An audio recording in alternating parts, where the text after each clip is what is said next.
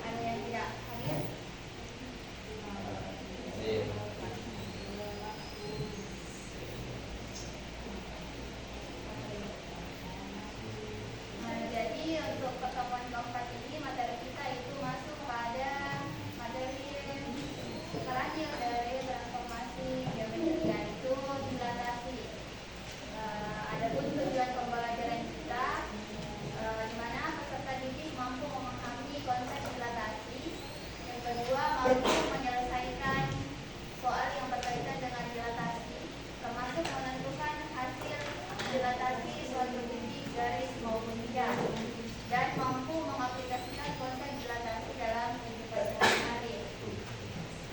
Namun, sebelum kita masuk lebih jauh pada materi dilatasi, kita bahas dulu sedikit tentang rotasi. Nah, jadi ada beberapa temannya yang belum paham terkait sudut.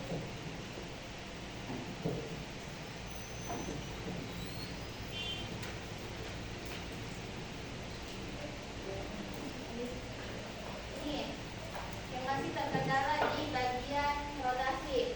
Ada yang bertanya bagaimana caranya menentukan nilai dari sudut selain sudut istimewa. Jadi sudut itu ada dari 0 sampai 360 derajat. Nah, bagaimana cara menentukan nilai fungsi trigonometri dari sudut selain sudut istimewa? Misalkan 1 derajat, berapa nilai fungsi trigonometrinya? Caranya itu pakai kalkulator. Ada di situ sin cosine, ya. Cari pakai itu. Kenapa kelima sudut itu disebut sudut istimewa? Karena nilai fungsi trigonometrinya baik sin, cos, tan itu bisa diingat tanpa pakai kalkulator. Karena dia nilainya bulat, misalkan 1 atau nomor 2. Jadi di belakangnya itu tidak ada koma-koma. Itu kenapa dia disebut sudut istimewa. Jadi untuk menentukan nilai sudut selain kelima sudut istimewa tersebut, kalian bisa menggunakan kalkulator. Kemudian ada juga yang masih bingung bagaimana caranya menyelesaikan persamaan dengan menggunakan matriks. Yang pertama itu kalian harus kuasai dulu operasi matriks order 2. Bagaimana perkaliannya? Kalau kalian sudah hafal mati bagaimana rute perkalian itu matriks order 2, berapapun bilangan di dalam matriks yang dikasih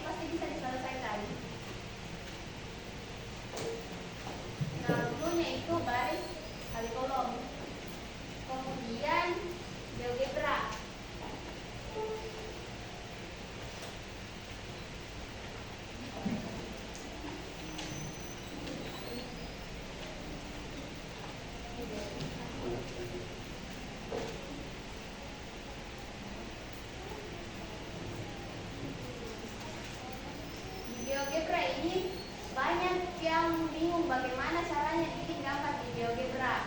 Kalau mau bikin gambar di GeoGebra itu perhatikan apa yang diminta. Misalkan translasi.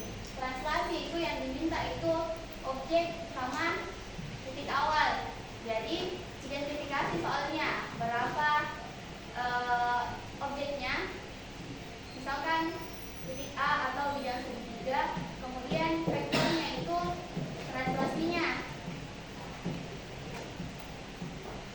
Kalau refleksi itu perhatikan nih apa yang mau direfleksikan, kemudian direfleksikan terhadap apa, titik kah atau garis. Kemudian rotasi. Rotasi itu yang digunakan objek, sudut, dan titik. Lagi-lagi identifikasi soalnya apa yang mau dirotasikan, sejauh mana, dan pada titik apa.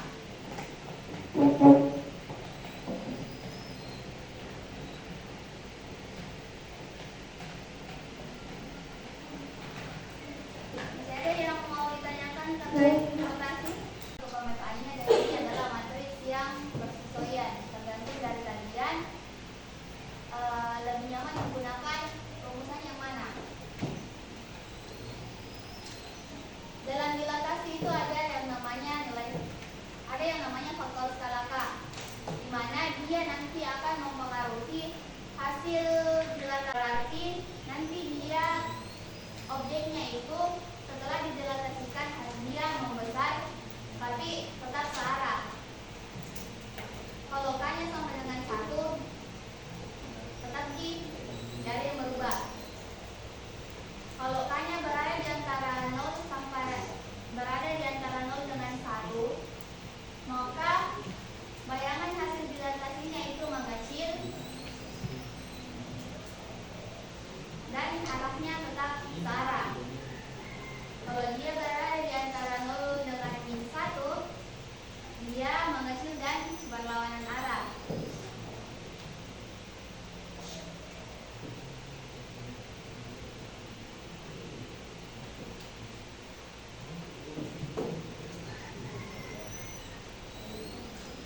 Nah, supaya kalian lebih paham bagaimana representasinya itu nilai K-nya itu, misalkan di sini kita punya bangun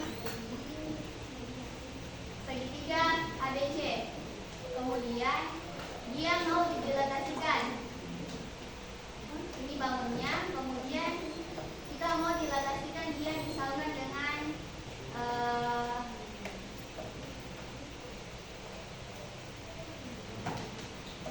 misalkan dia mau didilatasikan dengan K-nya itu -2.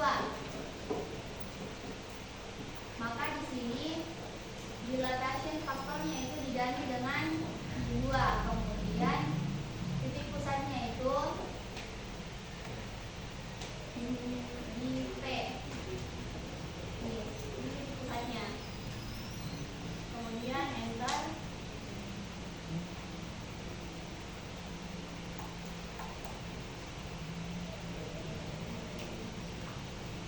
Ini hasil dilatasinya.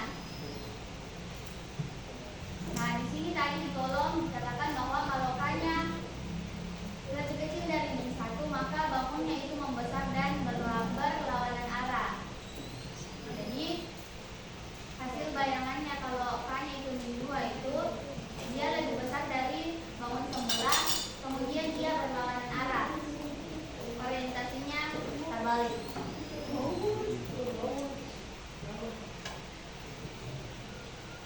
Bagaimana, ada yang mau ditanyakan?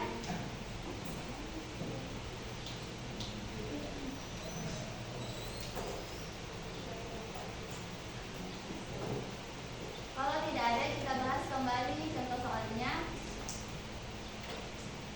Dan misalkan dari contoh soal, kalau dikasih nilai K itu tentukan memang nih, itu nilainya itu K di bagian mana supaya bisa diprediksi bagaimana hasil gambarnya nanti.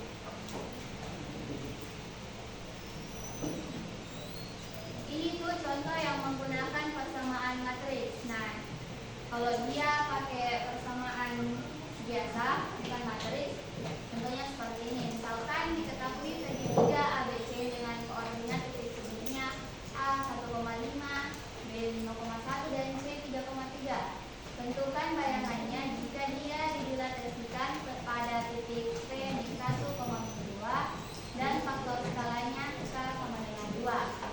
Nah, dari soal ini sudah diketahui titik awalnya. Diketahui titik pusatnya di 1,2. Kemudian faktor skalanya K sama dengan 2. Pertama itu karena K-nya sudah diketahui sama dengan 2, berarti 2 itu lebih dari 0, berarti dia searah. Kemudian titik pusatnya di 1,2, berarti rumusan yang digunakan itu adalah persamaan dilatasi yang berpusat di A, B. Setelah itu kita cari dulu koordinat bayangannya untuk titik A. Jadi kita substitusi masuk titik awalnya dan nilai K-nya. Begitupun untuk titik B dan titik C. Sehingga nanti akan diperoleh bayangan dari titik A yaitu 3,12, B 11,4, dan C-nya 5,6.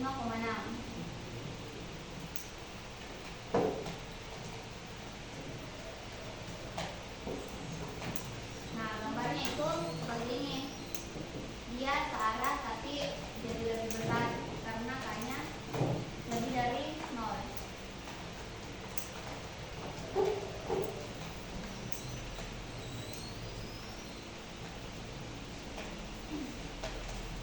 Silakan bertanya kalau ada yang membingungkan sebelum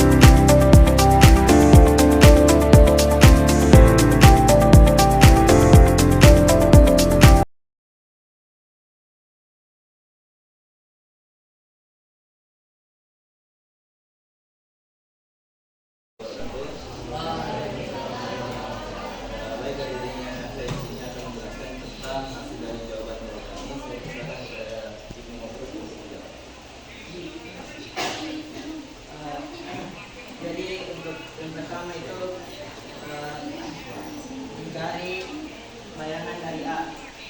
Jadi diketahui titik A itu 2,3. Terus setelah dicari bayangannya di X dan Y menggunakan rumus A tambah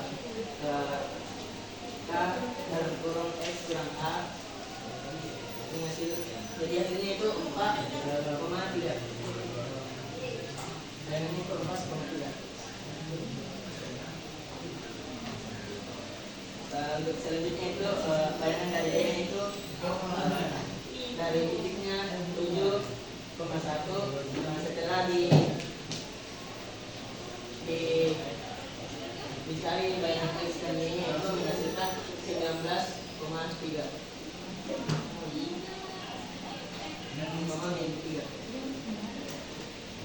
Selanjutnya untuk C nya itu diketahui titiknya itu min 2,3. Setelah dicari bayangan dari C itu jadi hasilnya min 4,5. Min 4,5.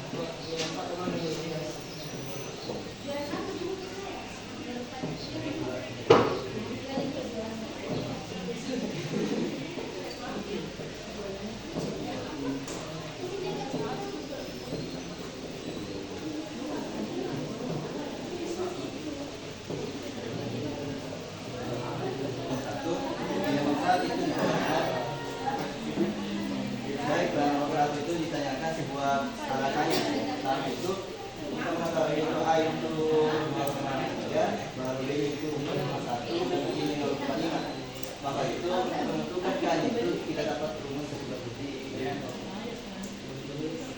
Dalam hal ini kita gunakan rumus X aksen sama dengan K kali X. Dalam hal ini X-nya akan dipindah luaskan menjadi X aksen bagi X. Hal ini menjadi 6. Kita ambil dari nomor A dengan E aksen yang dimana akan 6 dibagi 3. Hal ini terus kembali itu 6 bagi 2 hanya 3. Hal ini melihatkan bahwa K nya itu 3. Dapat dilihat dari geografer yang telah kami berikan, hasilnya ada seperti ini.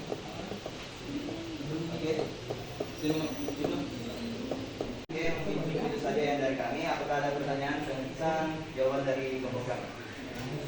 Silakan bertanya kalau ada yang mau ditanyakan.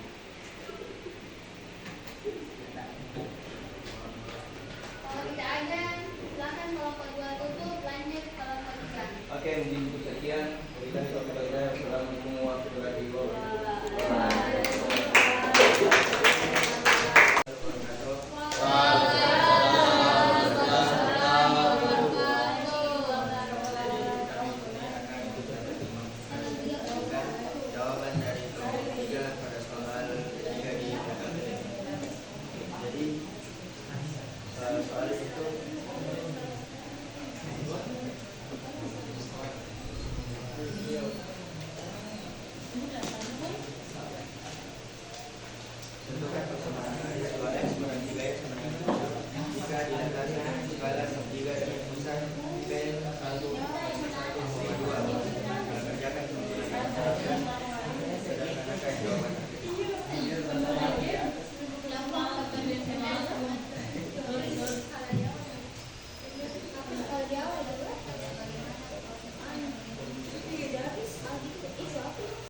Kalau